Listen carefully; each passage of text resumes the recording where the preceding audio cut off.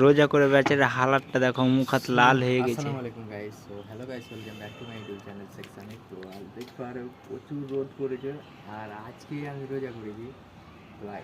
এর আগে 3টা রোজা আমি করিনি গো, আর আজকে এর যা রোদ পড়েছে আজকে আবার রোজা রোজা করেছি। তো এত রোদ পড়েছে কি বলবো। তো আজ আমি সিরিজ সেন্টারিং করছিলাম, দিয়ে একবার মানে ভাঙাই যাচ্ছি আর আবার কাজ কাজ করছি, এরকম করে কাজ করলাম। এখন এবার সিভি কমপ্লিট হয়ে গেছে, এবার রড মড বাঁধবো দিয়ে কমপ্লিট করবো।